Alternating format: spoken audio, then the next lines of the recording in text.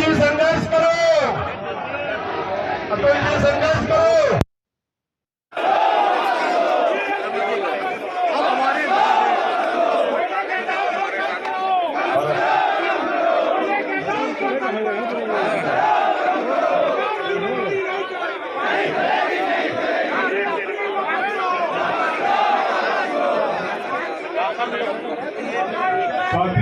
हरियाणा के चेयरमैन प्रमोद गुप्ता जी भी आ गए अपने साथियों के साथ, उनका भी हार्दिक स्वागत है, अभिनंदन है।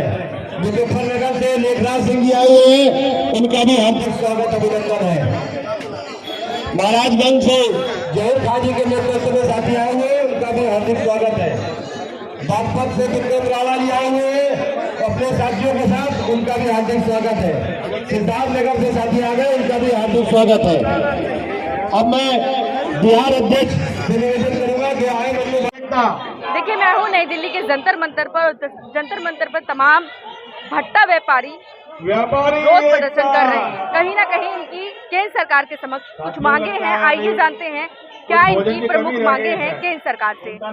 सर, आपकी प्रमुख मांगे हैं, क्या है वो बताइए। मेरा नाम अमित कुमार कटारुका है, मैं बिहार भागलपुर से हूँ और हम लोग सरकार से यहाँ मांग करने आए हैं।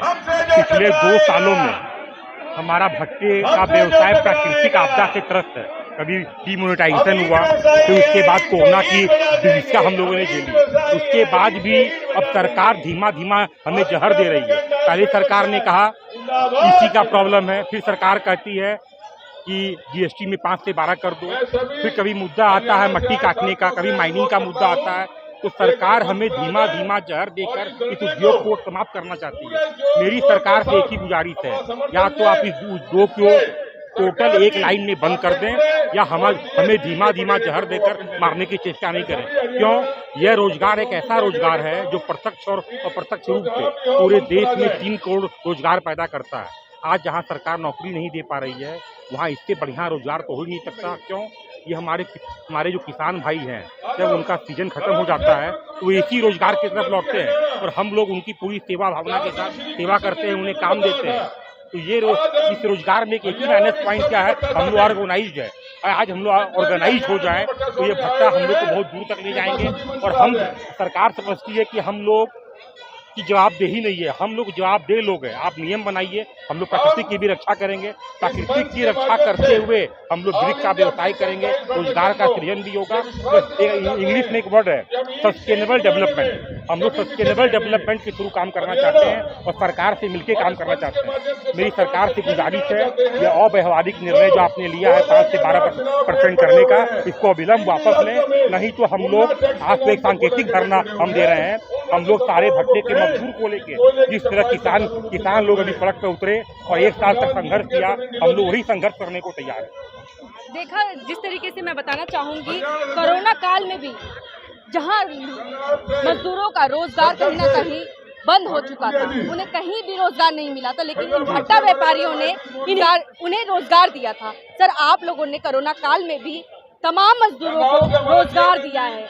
अभी तो सरकार इन चीजों को अनदेखी कर रही है, ये समझ से बाहर है और हम लोग काफी हद तरफ है। आज जब मैम कोरोना काल हुआ था, हमने किसी मजदूर को भट्टा से बाहर जाने नहीं दिया, काम हो चाहे नहीं हो। हम लोगों ने पूरा पेमेंट दिया, सारी व्यवस्थाएं दी, रखकर भोजन खिलाया।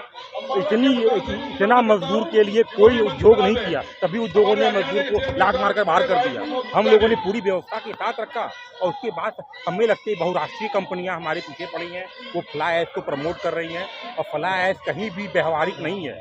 ये लाल ईंट आज भी इसका एक ट्रेडिशनल बिजनेस है, आज भी इसका कोई जोड़ नहीं है। सीमेंट की इकाई होती है, उसमें घर गर्म होता है, लेकिन मट्टी का जो घर होता है वो अंग्रेजों के ज़माने से बिल्डिंग चली जा रही है। आप देखेंगे उसकी मजबूती काफ़ी अच्छी है।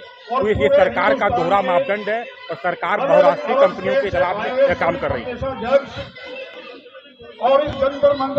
लगातार यहाँ पर व्यापारी जो हैं जुड़ते चले जा रहे हैं। हमारे साथ हैं मोहम्मद अब्दुल्ला जी, जो कि उत्तर प्रदेश के बहराइच जिले से आए हैं। आइए जानते हैं सरकार के समक्ष इनकी क्या प्रमुख मांगे हैं। आज हम सभी लोग यहाँ पर दिल्ली के जंतर मंतर मैदान में एकत्रित हुए हैं। हमारी जो मांगे हैं, अभी पिछले दिनों 17 अक्टूबर के लखनऊ में जीएसटी काउंसिल की बैठक होती है और उस बैठक में जीएसटी काउंसिल ने यकाएक जीएसटी में जो 1% था उसको 12% कर दिया गया। 12 गुने की वृद्धि, 1200% की वृद्धि यकाएक कर दी गई, जिससे ये उद्योग बिल्कुल चरमरा गया है। और ये उद्योग जो आम आदमी की जो मूलभूत आवश्यकता है, रोटी कपड़ा मकान, उसमें जो तीसरी वस्तु है मकान, उसकी पूर्ति करता है और जिससे देश का जो आधारभूत ढांचा है, देश का जो विकास है, उसकी भी एक प्रमुख कड़ी है ईंट, और उसी के माध्यम से हमारा आधारभूत ढांचा भी बनता है। सरकार का इस तरह से इस पर टैक्स लगाया जाना ये नितांत समझ से परे है, हम इसके विरोध में आए करते हैं। सर, बात की जाए जिस प्रकार से ये जो आप ईट लाल ईट के लिए आए हैं, आप ये बहुत ही शरीर के लिए भी ठीक होती है, क्योंकि हमारे पुस्तों से ऐसी चीजें जो है चलती चली जा रही हैं। चाहे आप लाल किले की बात करें, चाहे जहाँ तक मैं लाल ईंट की बात करूँ तो सदियों से इसने अपनी उपयोगिता को साबित किया है। और जहाँ तक अन्य जो इसके वैकल्पिक जो साधन आए हैं, जैसे फ्लाई ऐश ब्रिक्स, हालो ब्रिक्स, इसके जो परीक्षण हुए हैं, अनेक परीक्षण में साबित हुआ है कि इससे रेडियो एक्टिव रेसेस का विकिरण होता है और वो मानव जाति के लिए हानिकारक है। बहुत से ऐसे शोध में ये बात प्रकट हुई है कि कैंसर ऐसी बीमारी भी उन फ्लाई ऐश ब्रिक्स से होती है जो मानव जाति के लिए घातक है। किंतु सरकार का उसका बढ़ावा देना ये पूरी तरह समझ से परे है। ऐसा प्रतीत होता है कि कुछ बड़े उद्योगपति, बड़े घरानों की नज़र इस उद्योग पे लग चुकी है, लाल ईंट के इस उद्योग पे, जो इसको समाप्त करना चाहती हैं। ये उद्योग जो ग्रामीण प्रकृति का उद्योग है, जो जब किसान आम किसान कृषि कार्य से विरत होता है और तब वह रोजगार वहाँ पर पाता है, तब वह अपने परिवार का भरण पोषण करता है। उस उद्योग को समाप्त करना कौन सी नीति है, कैसे है, ये समझ से परे है। बात की जाए सर, आप लोगों ने कोरोना काल में भी जहां मजदूर घर की ओर पलायन कर रहे थे, लेकिन आप लोगों ने उन्हें रोजगार दिया। आपका रोजगार बिल्कुल भी बंद नहीं हुआ। जब कोरोना काल था और सारे देश में एक अफरा तफरी का माहौल था, लेबर इधर से उधर भाग रही थी, उत्तर प्रदेश में सरकार ने हमसे कहा कि आप जो आपके यहाँ लेबर हैं, इनको आप अपने यहाँ रखिए, इनके खाने पीने की व्यवस्था, इनके स्वास्थ्य की व्यवस्था आप करिए। हमने पूरी जिम्मेदारी के साथ उनके स्वास्थ्य की, उनके खाने पीने की व्यवस्था की। और फिर जब कोरोना काल समाप्त हुआ तो हमने उनको सुरक्षित घर पहुँचाने का भी काम किया। लेकिन सरकार को इस कुटीर उद्योग को, ग्रामीण प्रकृति के उद्योग को जो उत्साहित करना चाहिए था, उत्साहवर्धन करना चाहिए था, बजाय उत्साहवर्धन के उन्होंने हतोत्साहित करने का काम किया। इस बात का हमका विरोध है और इस बात को लेकर हम यहाँ सब एकत्रित हुए हैं। क्या लगता है कि बड़े व्यापारी जो है, सरकार उनकी कठपुतली बन चुकी है? पूरी तरह से सरकार बड़े उद्योगों को, बड़े उद्योगपतियों के लिए काम कर रही है। छोटे उद्योग, छोटे लोग बिल्कुल नष्ट होते जा रहे हैं, वो कष्ट के दौर से गुजर रहे हैं। आज जो मध्यम वर्ग है वो पूरी तरह से प्रभावित हुआ है और ऐसा प्रतीत होता है कि सरकार सिर्फ कुछ चंद लोगों की सरकार रह गई है, आम आदमी की सरकार नहीं। हमारे साथ है फहीम अहमद जी, जो कि गोंडा जिले से आए हैं। आइए जानते हैं सरकार के समक्ष इनकी क्या प्रमुख मांगे हैं। हम लोगों की मांग ये है कि हमारी जीएसटी सरकार ने 12% बढ़ा दी है, प्लान बना रही है और हम लोग उसका विरोध कर रहे हैं। पहले 5% था, वही रखा जाए। दूसरी चीज़, कोयले की बहुत बड़ी समस्या है। कोयला सरकार ने अडानी को दे दिया है, सारा कोयला, और पूरी कालाबाजारी के साथ काम कर रहे हैं। और आज कोयले का रेट जस्ट 2-3 गुना हो गया। ऐसे में अगर ईंट बनेगी तो बहुत महंगी होगी और उपभोक्ता उसको कैसे खरीदेगा? बहुत बड़ी समस्या है, पूरा देश का विकास रुक जाएगा।